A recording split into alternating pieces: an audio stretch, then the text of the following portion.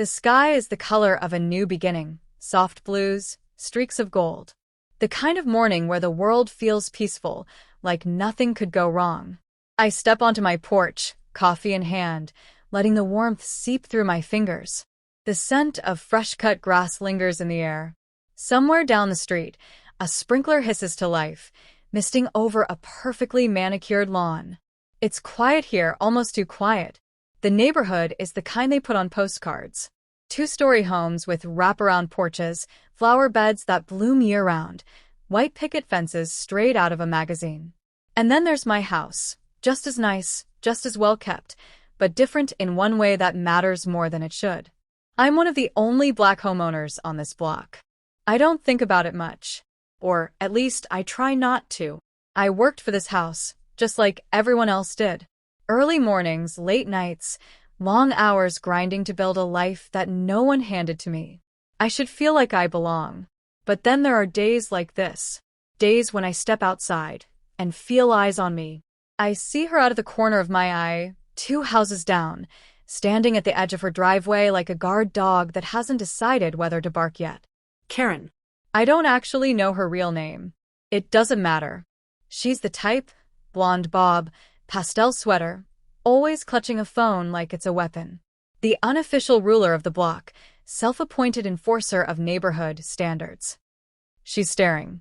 Not at me. At my car. A sleek, black Dodge Charger. Freshly washed, reflecting the sunlight like a mirror. I bought it 6 months ago, a gift to myself after years of saving. To me, it's a symbol of how far I've come. To Karen, it's something else. She folds her arms, her lips pressed together in that thin, disapproving line I've seen before. I exhale slowly. Let it go. I sip my coffee, pretending I don't notice her glaring at my car like it personally offended her. But a knot tightens in my stomach, the kind that warns me this isn't just a passing look. Then she pulls out her phone, starts typing. The knot tightens. Maybe it's nothing. Maybe she's texting a friend, checking the weather, ordering groceries. Or maybe she's doing exactly what I think she is. I tell myself not to care. I tell myself I won't let her ruin my morning. But as I turn back inside, shutting the door behind me, that unease lingers. Because I know how this goes. And something tells me this isn't over. The voicemail comes early the next morning. I wake up to my phone buzzing on the nightstand, the robotic voice on the other end instantly killing my sense of peace. This is Officer Reynolds with the local police department. We received a report about a suspicious vehicle parked in your neighborhood. Please return our call at your earliest convenience. Suspicious vehicle. I sit up, heart hammering. I already know which car they're talking about. Mine. Still groggy, I throw on some sweats and step outside. And just like clockwork, there she is. Karen. She stands at the edge of her driveway, pretending to check her mailbox, but her eyes flick to me the second I appear. Her lips curl into a tight little smirk, as if she's proud of something. I take a slow breath. Stay calm. I walk over to my car, unlocking it with a beep, making sure everything is exactly how I left it. No tickets. No damage. Nothing out of place, except the fact that someone, she, decided I didn't belong here enough to own it. I glance up. Karen is still watching me. You called the cops on my car? My voice is steady, but my pulse pounds. She blinks, feigning innocence. Oh, was that your car? We both know she knows. I let the silence stretch. She shrugs, her tone light, like she's discussing the weather. It was just sitting there all night. No movement. You understand, don't you? We have to keep the neighborhood safe. Safe. The word hangs between us, heavy with meaning. I live here, I say, voice even. My car is supposed to be here. Karen tilts her head, a mocking little gesture. Well, I wasn't sure. You never know these days. There it is. The truth wrapped in polite poison. She doesn't see a homeowner. She doesn't see a neighbor. She sees a threat. My fingers tighten around my keys. I could argue, call her out, make a scene. But I know her type. People like her don't argue in good faith. They don't need facts, just feelings, and her feeling is that I don't belong. So I force a smile, let the tension settle. Guess that means I should keep an eye on things too, I say, slipping into my car. She frowns just for a second, like she knows I'm planning something. Good. Because I am. I pull out of the driveway, my tires rolling slow over the pavement. In the mirror, I see her still standing there, watching, waiting, like she expects me to disappear. But I'm not going anywhere. And neither is she. Not yet. The next morning, my car is still there. No tickets. No cops. Just silence. For a moment, I think maybe it's over. Then I see the note. A single sheet of printer paper, tucked under my windshield wiper, the words typed in neat black font. Neighborhood watch alert. Unauthorized vehicle reported. Unauthorized. I grip the note, the paper crinkling in my fist. So this is how she wants to play it. No more hiding behind polite smiles. She's making it official, turning the whole neighborhood against me. I glance up. Karen stands at the edge of her porch, pretending to water her flowers. Her eyes flick toward me, then away, like she's waiting for me to explode. I won't give her the satisfaction. Instead, I pull out my phone and take a picture of the note. Then I take another picture of my car, parked exactly where it should be. She wants to make this a game? Fine. I'll play. I start watching her the way she watches me. And it doesn't take long to find her weak spot. Karen, the self-proclaimed rule enforcer, is a hypocrite. Her white Lexus? Parked too close to the fire hydrant. Her second car? Sitting in a no-parking zone overnight. Her trash cans? Left out past the pickup time, against city code. I document everything. Photos. Timestamps. Exact violations. Then I start asking around. Turns out, I'm not the only one Karen has a problem with. Yeah, she reported my cousin when he visited last summer, says my neighbor Marcus, shaking his head. Told the cops he looked suspicious. He was just standing outside, waiting for me.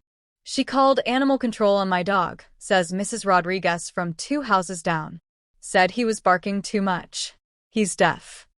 The stories pile up. Karen isn't protecting the neighborhood. She's policing who she thinks belongs in it. And now? Now she's coming for me. I file a formal complaint with the city. Anonymous, of course. I don't need Karen knowing I'm the one who reported her. I send them pictures, location data, everything they need to know. Then I wait. And sure enough, 2 days later, the tow truck arrives. I step outside just in time to see the driver hooking up Karen's Lexus. Right on cue, she comes storming out of her house. What are you doing? That's my car. The tow truck driver barely glances at her. Ma'am, this vehicle is in violation of city parking regulations. It's too close to a fire hydrant. Karen turns, wild-eyed, and sees me standing there. You, she screeches. You did this. I sip my coffee, savoring the moment. Oh, I was just being cautious. You never know when an emergency might happen. Her face turns a dangerous shade of red. This is harassment, she shrieks. Harassment. I raise an eyebrow. I'm just following the rules. You believe in rules, don't you, Karen? She spins toward the tow truck driver. You can't tow my car. I was only parked there for a little while. The driver shrugs. Sorry, ma'am. A violation's a violation. I watch as her car gets hoisted up, her entitled little world tilting sideways. But I know Karen. She's not going to take this lying down. And I'm ready for whatever she throws next. The tow truck is barely gone before Karen storms up my driveway, her face twisted with rage. You think this is funny? She hisses. I take a slow sip of my coffee. A little. Her nostrils flare. I don't know what game you think you're playing, but this is harassment. I have every right to report suspicious activity in my neighborhood. Suspicious. There's that word again. I fold my arms, meeting her glare head-on. You mean like calling the cops on my car? Leaving anonymous notes? Posting in the neighborhood watch group that certain elements are lowering property values? Her mouth tightens, but she recovers fast. I was doing my duty. Unlike some people, I actually care about keeping this neighborhood safe. Safe. I step forward, lowering my voice just enough to make her lean in. Karen, let me ask you something. Exactly how many times have you called the cops on white neighbors? She blinks. The tiniest hesitation. Then she scoffs. That's ridiculous. Is it?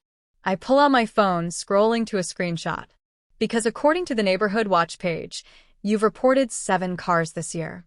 Want to guess what every driver had in common? I turn the screen toward her. Her own posts stare back at her. Suspicious black teen riding a bike.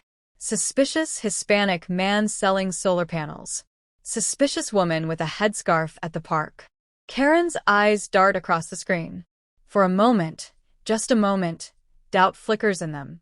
Then she sneers. So what? You're spying on me now. I smirk. Just being cautious. You never know these days. Her hands curl into fists. This is MY neighborhood. People like you come in, change everything, and then act like we're the problem. There it is. The unfiltered truth. I exhale slowly, shaking my head. You don't even hear yourself, do you? She jabs a finger at my chest. I'm reporting this to the HOA. I chuckle. Oh, you should. In fact, let me help you. I tap my phone again, pulling up an email. Because, funny enough, the HOA president already knows about you. See, Marcus? He's on the board. And when I told him what you were doing, he pulled up the complaints. I flipped the screen around. A formal notice. Multiple reports of racial profiling. HOA violation complaints. A pending ethics review. Karen's breath catches. I go for the kill. Oh, and just in case you think I'm bluffing, I also sent everything to your employer. I tilt my head. You work for Hollis and Grant Realty, right? They seem to care a lot about their diversity and inclusion image. Pretty sure they won't love seeing what you've been up to. Her face goes pale. For the first time, Karen has nothing to say. I let the silence stretch, watching as her entitled little world crumbles. And then, just for good measure, I take a slow, deliberate sip of my coffee. Have a great day, Karen. Karen's face is frozen in a mask of disbelief. For once, she has no snarky comeback, no condescending smirk. Just pure, unfiltered panic. She blinks rapidly, her mouth opening and closing like she's struggling to form a sentence. Then, finally, denial. This is slander, she spits out. I have never discriminated against anyone. You're twisting things, making me out to be some kind of villain. I arch an eyebrow. Am I? I tap my phone screen. Play video. Karen's voice fills the air. You people don't belong here. This is MY neighborhood. Suspicious activity means I can call the cops whenever I want. I watch the color drain from her face as her own words echo back at her, captured in crystal clear audio.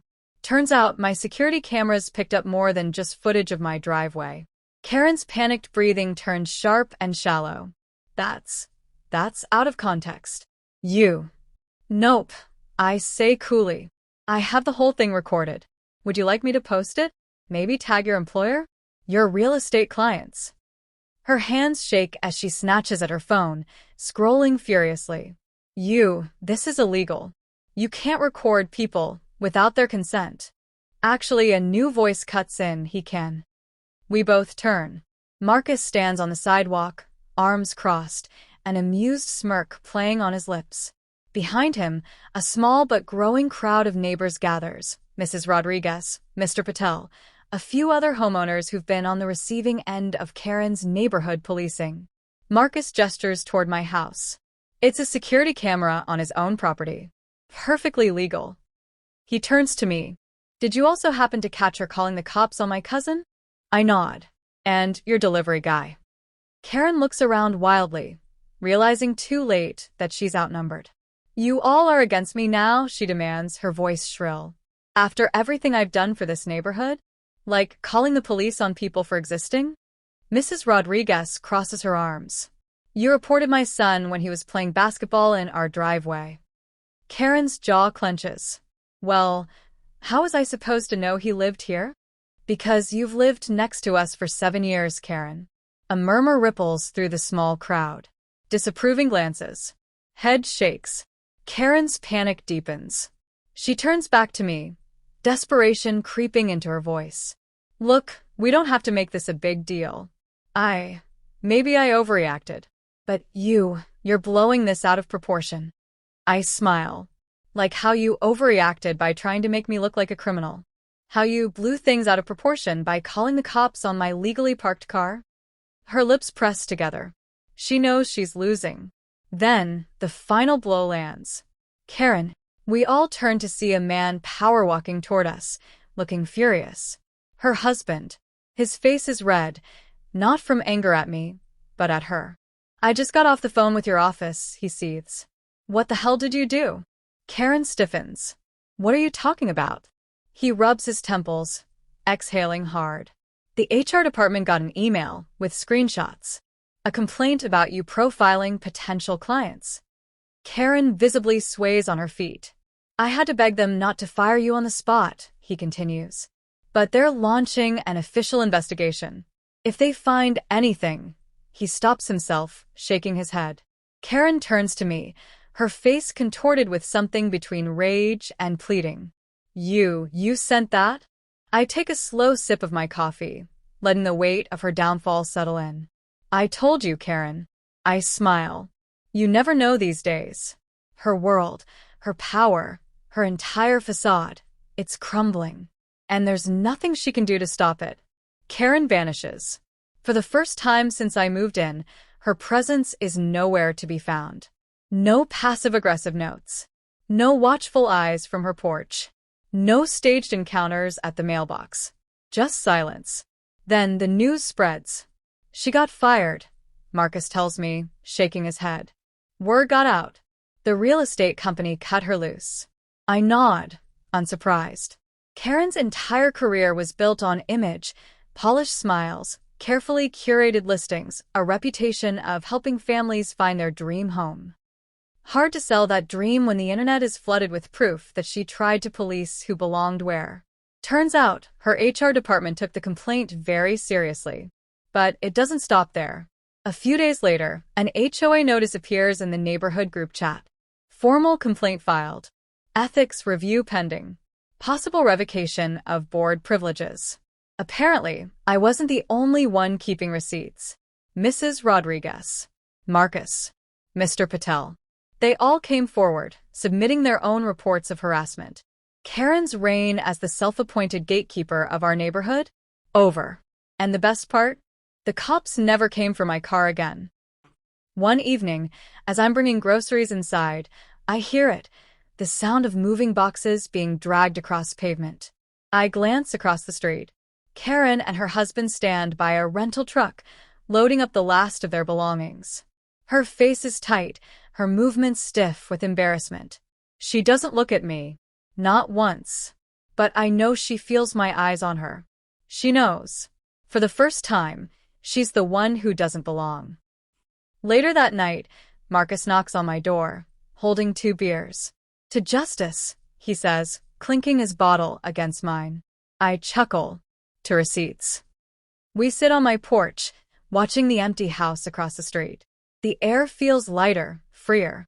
Like the neighborhood is exhaling after holding its breath for too long. Then Marcus turns to me, serious. You know, a year ago, I probably wouldn't have spoken up. Would have just shaken my head and moved on. He exhales. But seeing what you did, how you fought back, made me realize we don't have to just take it. I nod, the weight of his words settling deep. Because that's the real victory. It's not just about Karen losing. It's about us winning. Our right to exist, to live without being questioned, to be part of this community without fear. I take a slow sip of my drink, letting the night air wash over me. No more notes on my car. No more calls to the cops. No more Karen. Just peace. And damn, it feels good.